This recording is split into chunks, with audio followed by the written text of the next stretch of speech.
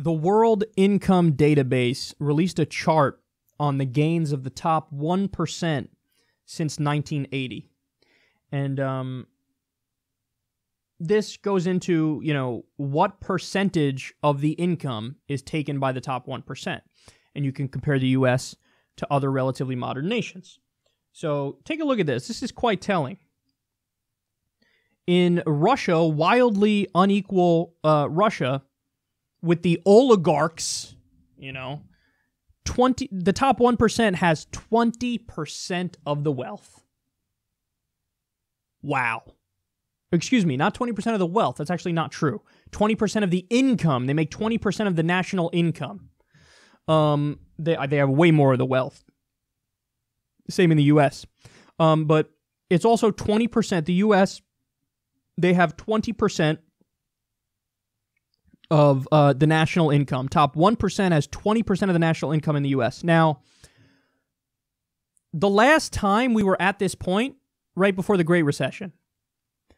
The time before that, we were at this point, right before the Great Depression. I think the number for right before the Great Depression is 23%.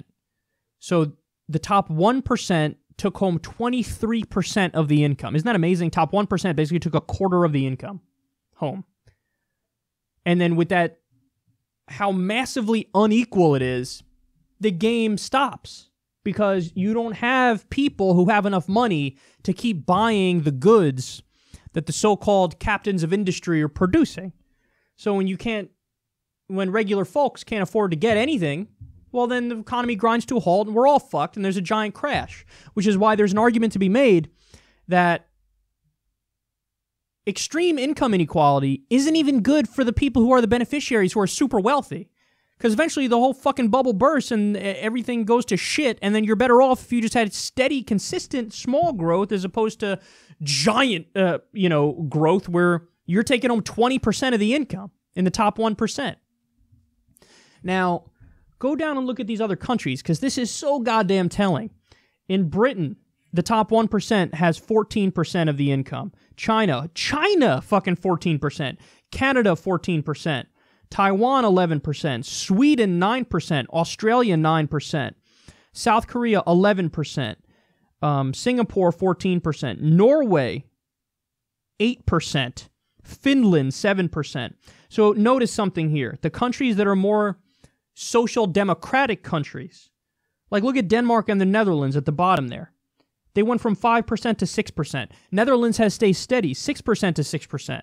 So the countries that have more social democratic policies, are countries where there's a more even distribution of the income. The top 1% takes home 6% of the income, but overall, there's a lot less income inequality and wealth inequality. Now, here's the devastating fact. When we had an economy that was the envy of the world, the golden age of economic expansion, they call it, the top 1% only took home anywhere from 8% of the income per year to about 12% of the income. Again, now we're basically double that. The top 1% is taking home 20% of the income.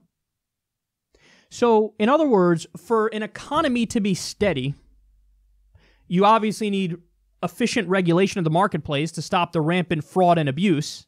Okay, we don't have that. We've been deregulating ad nauseum from Reagan and onward, with brief periods of slightly adding more regulation, but still the general trend has been going in the wrong direction towards deregulation.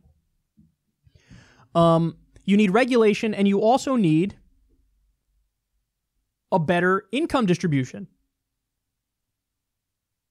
You need to create a stable economy through unionization, regulation, a very progressive tax system with multiple rates where people who are poor middle income pay a lot less in taxes than people who are rich or mega rich. So this is the stuff that you need in order to make everything go smoothly, in order to have steady growth, in order to not have boom-bust cycles, and we are doing the fucking opposite. And we have more in common with Russia, the oligarchs in Russia, the openly corrupt system in Russia than we have with other, EU countries, than we have with the Scandinavian countries. And that's really sad. So TikTok, that bubble's going to burst. And when it does, listen, people are going to say, who could have saw it coming? Right here. Right fucking here. You come back, you listen to this video when the crash happened, you'll say, Kyle was fucking right all along. I don't know exactly what's going to lead to the crash, because that bubble can burst in 1,000 ways. It could be the student loan debt crisis, over $1 trillion in student loan debt crisis that people can't file for bankruptcy on. It could be the reinflation and then the bursting of the housing bubble again. That's obviously an option as well. It could be the derivatives market, which is wholly unregulated and out of control, and casino capitalism run amok. It could be any of a number of ways. Regular credit card debt, which is over $1 trillion. There's so many ways in which our economy is a house of cards at the moment. Wages are stagnant for middle-class people and poor people. Half the country makes $30,000 a year or less. But the market is at a record high. Corporate profits are through the fucking roof. That's not fucking sustainable. It's a bubble. It's going to burst.